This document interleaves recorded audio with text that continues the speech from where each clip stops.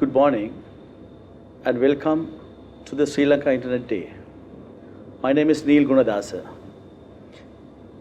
Today we are going to discuss about the resilient education sector reacted to challenges of COVID-19 crisis. As we all know, we had a serious period, especially about the education in our country because of this pandemic. So today we are going to discuss how we have faced this situation in order to provide the education in the country. For this particular purpose, we have invited two eminent panel members. Let me introduce members. The first panel member, who has obtained LLB in 1982 from University of Colombo and attended law in 1984, and later on in 2004 he also gained a Master in Public Administration from the University of Sri Jayawardena. He is a well-known senior Sri Lankan politician and a member of the Parliament of Sri Lanka since 2000 to date. He performed as a cabinet minister in different portfolios after his portfolio as the Chief Minister of Western Province. He led the Education Ministry, Minister of Technology and Research, Power and Energy Ministry, and the Environment Ministry of Sri Lanka as the Cabinet Minister. When you are coming to the current portfolio, his current portfolio is the Minister to the State Ministry of Education Reforms, Open Universities, Promotion, Distance Learning Promotion. He has been entrusted the major responsibility by His Excellency President Mr. Gotabaya Rajapaksa to drive the education in Sri Lanka to suit the next era. He is Honorable Minister Mr. Sushil Premjayantha. Aibon, sir. Yeah. The next panel member is Dr. Upali M. Sedara. Aibon, sir. Aibon.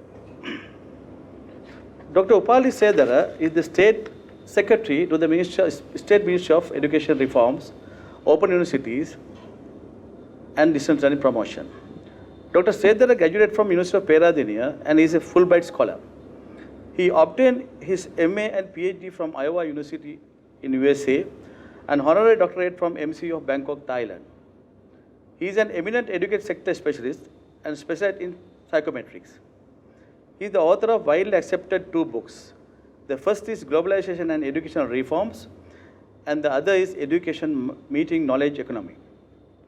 Dr. Sedara served well over 30 countries as a UN International Civil Servant and the World Bank Project Monitoring Specialist and USAID Chief of Party and Policy Advisor.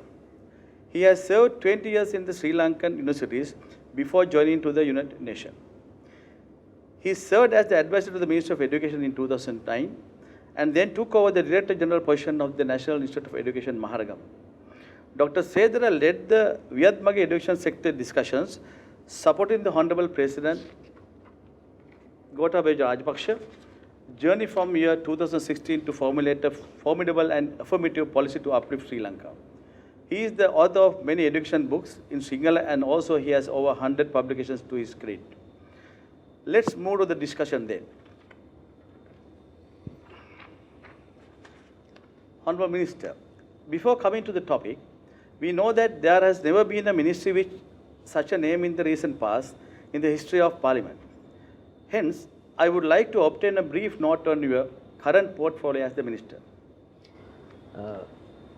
First of all, I thank the organizers of to mark the Internet Day and organize this type of a discussion, especially in the field of education. And we are heading for education reforms for the first time in Sri Lanka after about 70 years. So then your question is how this ministry, yes, current portfolio created after last general election. I believe His Excellency the President Gotabaya Rajapaksa is very interested in the application of IT in the field of education and to introduce and then develop distance education systems in Sri Lanka. in the field of education and higher education both. So as a result, of course, before he started his election campaign, he had very eminent personalities representing universities, other professional institutions, and some of them are from overseas with vast experience in especially in the education and the higher education and the field of technology.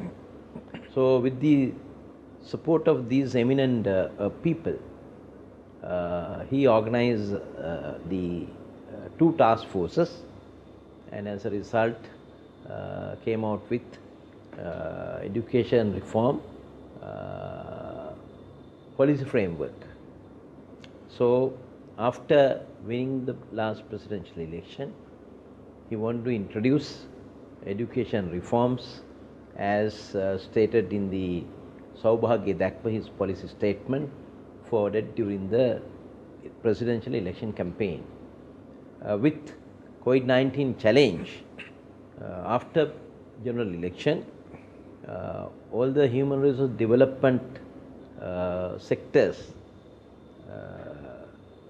given the priority, and the education ministry is totally responsible for human resource development, and this was divided into 4 state ministries in order to facilitate and then organize within that scope. So therefore, Ministry of Education Reforms, it's a state ministry, and then distance open universities and distance education promotion. And there's another ministry for religious studies, Pirivena and Dham schools, and there's another ministry for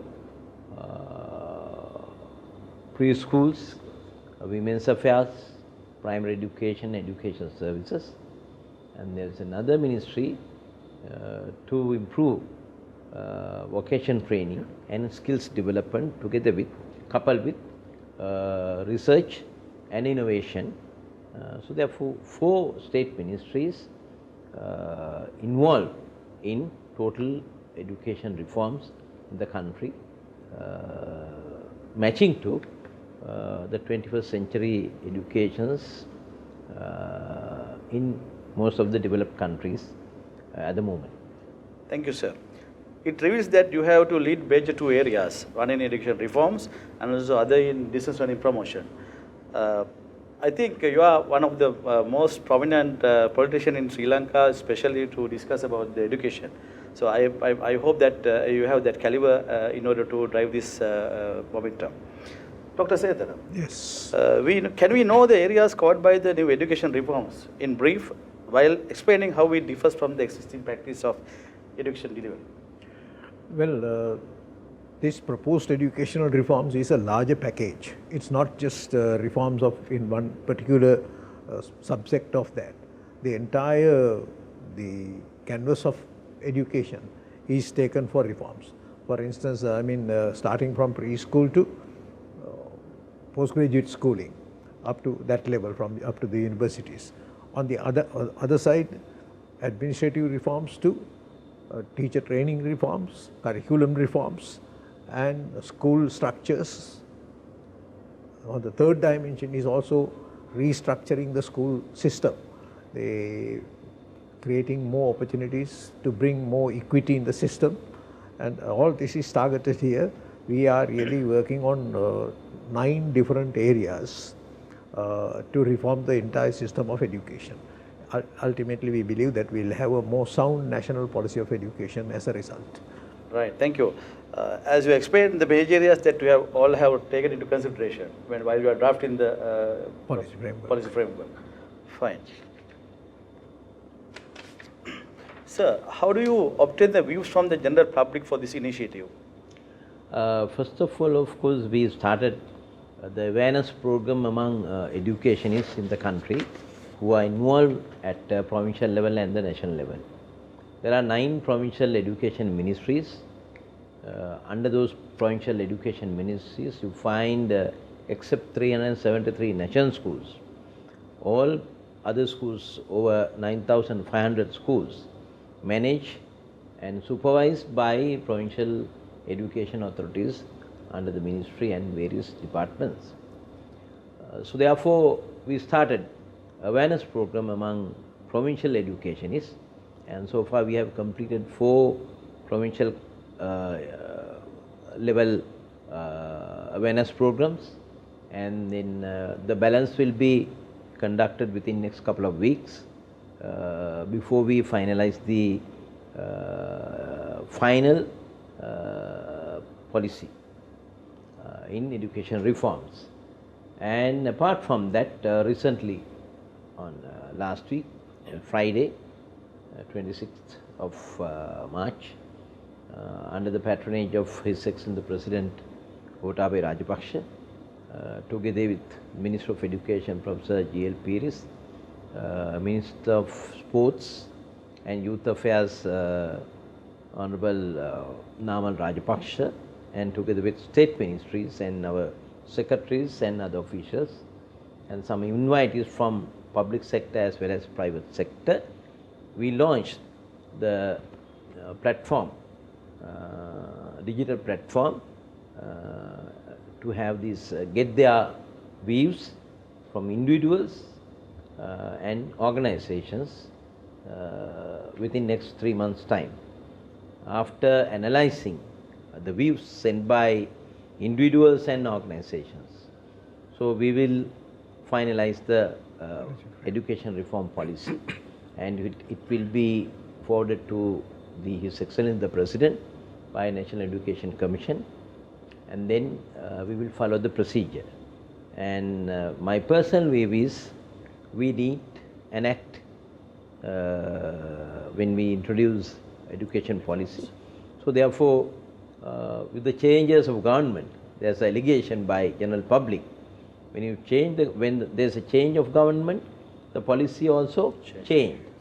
But this time, of course, these reforms, you can't change it within short period of time. You have to continue it, because for last many decades, we miss industrial revolution, and then IT revolution. So we won't be able to mold our younger generation to take up all the challenges, especially in the 21st century, As you with correctly the mentioned, development of technology. as you correctly mentioned, we miss a lot of opportunities. Yes. I So think this is the we can't miss high time. Yes. the next True. revolution. Of course. Thank you, sir. Thank you. And coming to the topic, so what type of action have been taken at the Ministry of State Ministry of Education during this COVID-19 period to deliver the education? That is, this COVID-19 situation is unexpected challenge. Most of the developed countries with human resource as well as physical facilities, they managed up to certain extent the education. But in our country, of course, we have some challenges getting internet connections, because so far it is not the responsibility of the Minister of Education or the State Ministry. It is the responsibility of telecom and other related institutions. Yeah. So, but however, now we are in the process of extending facilities in rural areas, and then within next 1 year, 1.5 years time, we will be able to give connectivities to all the parts of the Sri Lanka. That is the promise given by telecom and other institutions, Right. like Mobitel and other institutions. So then we will be able to reach any corner of the country in the when we promote distance education through internet. And then online system, of course, we introduce, especially private sector, school-based, provincial-based, like that, of course. But my personal view is, especially the primary education, it is very difficult to improve Yes. and then introduce online education. junior secondary and senior secondary and higher education, of course they can. But unfortunately, according to the present system of especially the primary education, so you need to give the education to small kids in the classroom. That is because activity based. Right. So that is the issue. But however, we managed to introduce Guru Gedara program and Itaksala and various programs, and we are going to improve further within next couple of months. Then I think we can, with the networking of CRC centers, Right. computer resource centers, then we have to improve it, and then we need to recruit some teachers. So we are at the moment we are in the process of that. So then we will be able to strengthen further the distance learning mode in our country. Good. That sounds good. I think you have clearly understand about the driving force and what the mechanism of implementing. And I think it is high time to start from bottom-top approach, not top-top to bottom approach. So, Dr. Sridhar, what types of plans have you already identified and implemented to build the digital bridge? Well, current coverage of internet coverage in Sri Lanka, the digital divide is an obvious thing in all developing countries. True. This has become a new challenge. COVID-19 came in March in an unexpected way. Yeah. At that time, we had only actually internet coverage, mostly in the urban areas and some rural areas too. Together, only about approximately 40% of the country was covered by the internet. Yeah. And if you look at the profiles of the students who log into the online learning, Sure. it's mostly from the affluent sector. So the marginal populations were unable to log in. Yeah. They were for two reasons. One is the connectivity, because the connectivity was not available everywhere. The other is that they didn't have the minimum equipment to log into a system. Yes. Although the Ministry of Education had the Itaksala national platform, where from grade 1 to grade 13 most of the lessons are available, only that 40% of the privileged people those who had the connectivity and the equipment, could make use of it. Then, but fortunately, the mobile phone is vastly spread in Sri Lanka. Most of the homes had some form of mobile phone. So the teachers and the principals of schools organized mostly WhatsApp groups to contact students and give assignments and collect and give them feedback. That kind of things were happening. But that was not really satisfying kind of a situation, because this is the only thing they could do in the crisis. True. What the Ministry of Education did was, with our minister's intervention particularly, we went for a larger reach through the television. So the dedicated 2 channels were dedicated for teaching students at home, and there was a timetable which was announced. As Minister very rightly said, this was all from grade 3 and above. True. We could not reach the youngest classes. Yes. But actually we reached them in a very limited way with UNICEF assistance. We developed a small activity book for all children in grade 1 and 2 and distributed to all homes where the grade 1 and 2 kids were there. But you can't count on them, because you see, not all homes are equipped to facilitate. True. Our current plan is actually, still television is more reachable, it reaches more people. So in the recent next few months, government is planning to give televisions to nearly 5,000 schools, smart televisions, where children can at least watch TV and these programs. We can have a timetable to run our own programs. We are also planning getting a channel per grade is a huge challenge if we can, but we are now working on it. Hopefully, in time to come, we should be able to have 1 TV channel for each grade. And Sri Lanka also has another complication. We offer education in 3 different languages. We have a Sinhala medium, we have a Tamil medium, English medium. So it triples the problem actually. Yes. but we are trying to address that as much as possible. Government is working with the Telecommunication Authority to expand the the internet coverage. By this month actually, some of the districts are completing internet coverage. By end of 2023, there will be a wider coverage. And we also, the ministry as a ministry, has the plans to give more internet connections to almost all schools where the connectivity is possible. The electricity is not an issue in Sri Lanka. By now, almost 100% of Sri Lanka has electricity access. So that's not a hindrance like in other countries. So we have prospective plans to also provide equipment to children. That's another issue that we have. So in a limited way, distribution of tabs to students are there, but in time to come, we'll have to develop more and more access to instruments. At least at school, a child can borrow an instrument and take it home. That kind of things we are in negotiation right now. Thank you, sir.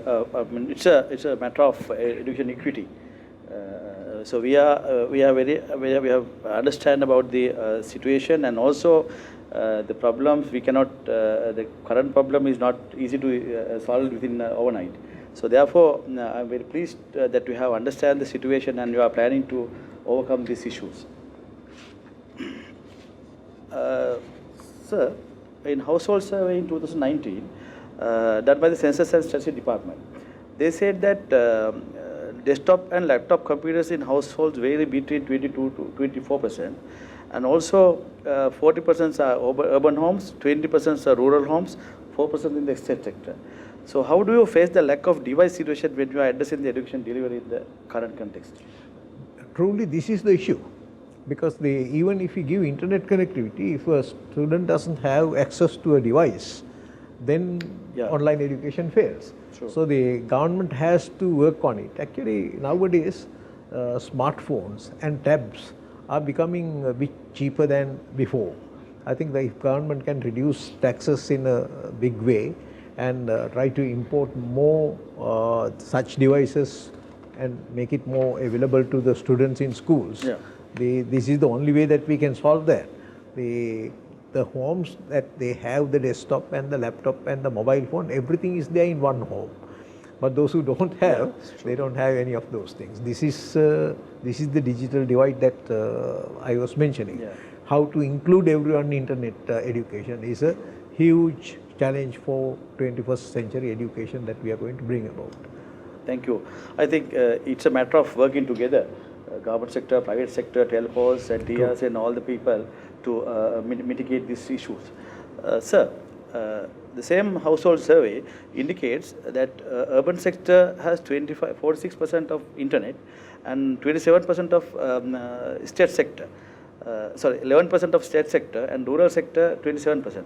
So how these figures can improve, I mean, to make this penetration, internet penetration for the... Yes, as Dr. Sedara mentioned, now in Sri Lanka, the total population is approximately 22 million.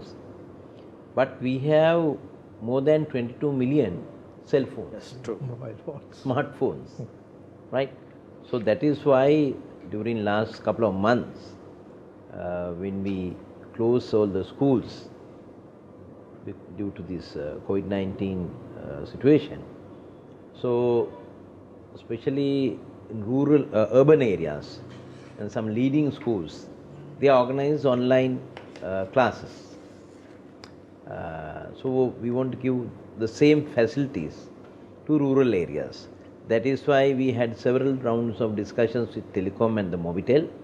And then within next, as I mentioned earlier, within next couple of months, they have promised to give all these connectivities. Actually, I was told within 1 year, they are going to expedite their process and complete the connectivity. Without connectivity, of course, it is very difficult to give this opportunity to rural schools. So we will be able to do that. And then at the same time, we have a program in the Ministry of Education Reforms, together with the Ministry of Education, to facilitate 3,000 secondary schools within next 2 years' time, coupled with clusters to each and every secondary school. So then we will have a network within next 18 to 24 months. Right. So then we can successfully carry out the education reform process. Thank you. It's a very important thing because the government is building the highways, so we need the internet highways. So otherwise, it's not a successful story when we are talking about the education reforms. And sir, we know that the distance learning is a matter of communication, content, and connectivity. While we are working for connectivity, how do you address the communication and the contents? So I know that you have started the Itaksalawa, Gurugedara, and you are working in the regional broadcasting organization as well. So what type of matters that you have started? You see, the Itaksalawa is accepted as the national platform now. That's right. So this is actually, it has very high standards as it is. Yeah. The reachability is another issue. But now content development for Itaksalawa has to be speeded up. We are also thinking of establishing an information hub. Yeah, content development in center. Content development center in the recent years. Yes, yes. That perhaps will happen in another 1 or 2 years. These are all new areas that we are exploring. True, true. Then I think government has to seriously think, particularly our minister and the political side, has to seriously think how to provide devices.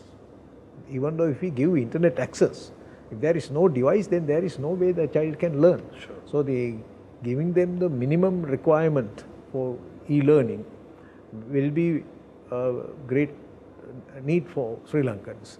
Now we are spending quite a lot, nearly $5 million every year for printing of textbooks. Now this has to be rethought. If we can replace these books with e-learning material and then use that money to facilitate the students with the device, True. that perhaps will be a good alternative to think about. For a country like Sri Lanka in transition under COVID, with having a lot of economic issues in the corner, these are very big challenges. Yeah, true. But desire, our thinking is there to do our best. And also you can increase the digital literate also if you are providing these things through the digital mode. You can see, Neil, that most of our youth, they are very smart. Yes, Actually, even though they don't have the devices, they don't have everything, they are illiterate now.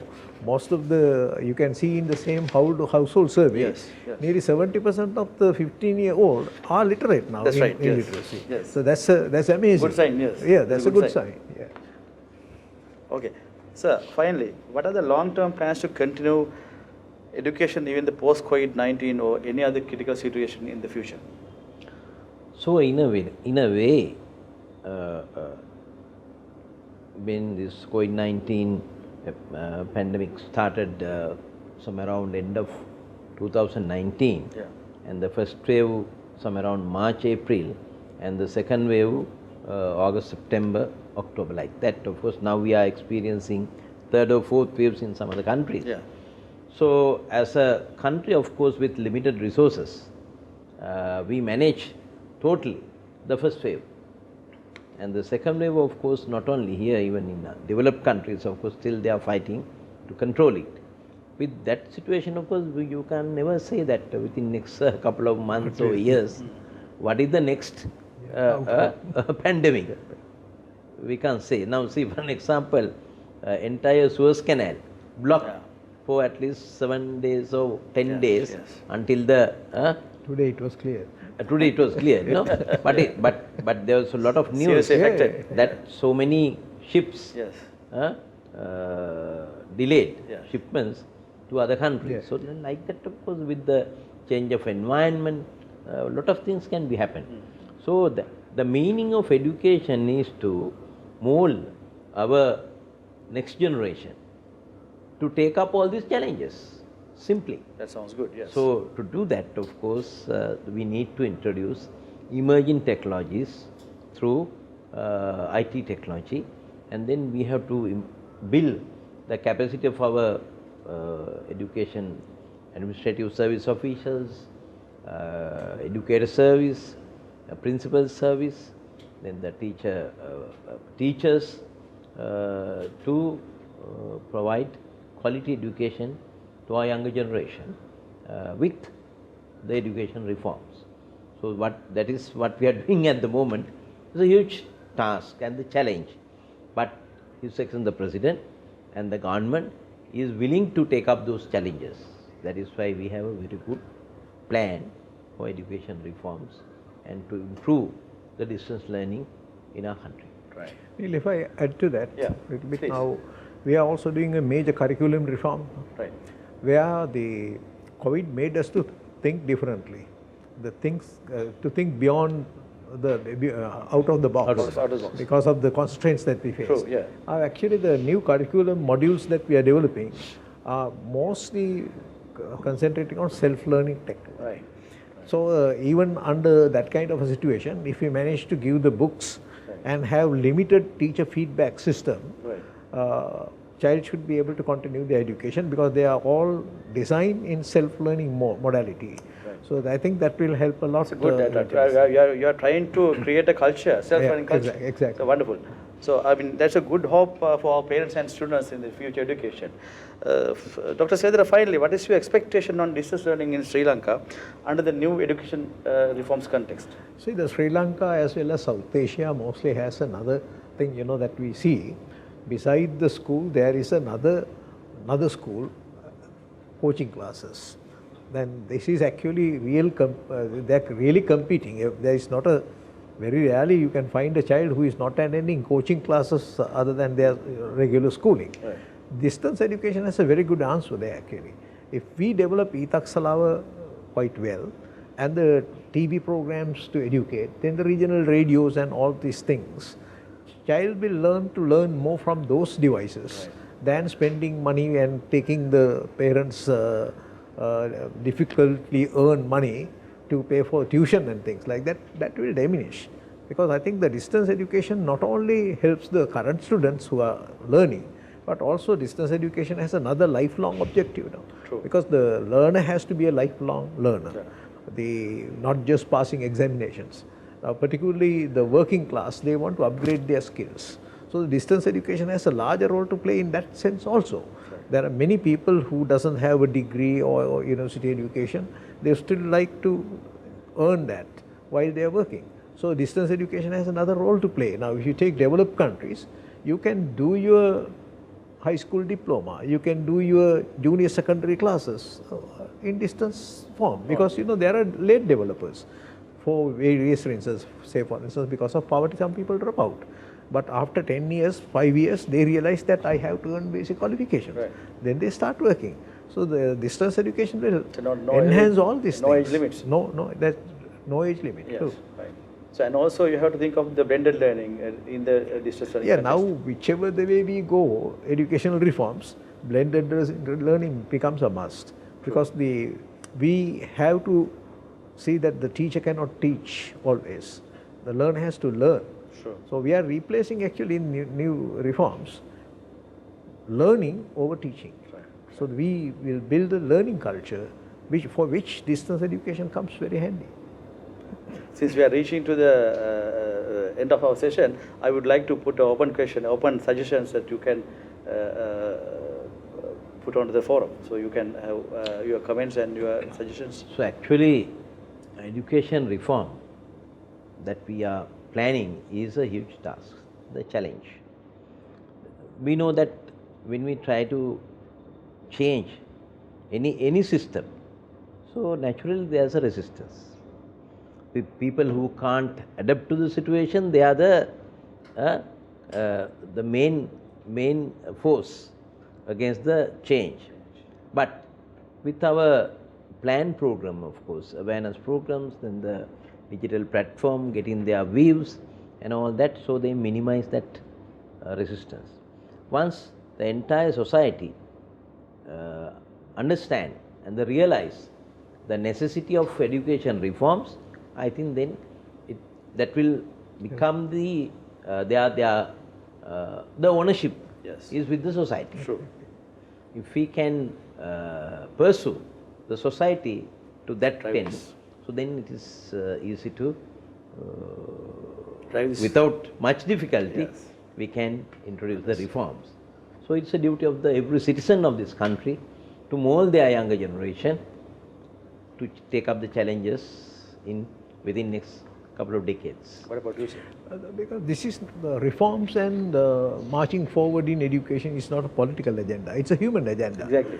Because you see, no matter in what political party you are, where you belong to is immaterial. Your ethnicity is immaterial. Your religion is immaterial. As a human being, you need to advance. So you are a human beings are knowledge seeking people, skill seeking people. So we need to facilitate that and take it to the best possible level for any human being to achieve the best that they could achieve. That is where we stand. Of course. Great. It seems that there will be opportunities for our future generations where the geographical boundaries and other obstacles will not be barriers. Thank you very much for joining with us, and hopefully I think we can enjoy the new education reforms just after 2024. All the best, Mr. Minister and Dr. Sridhara. Thank you. Thank you very much for joining this session. Thank you. Thank you. Thank you. Thank you for the listening. Thank you.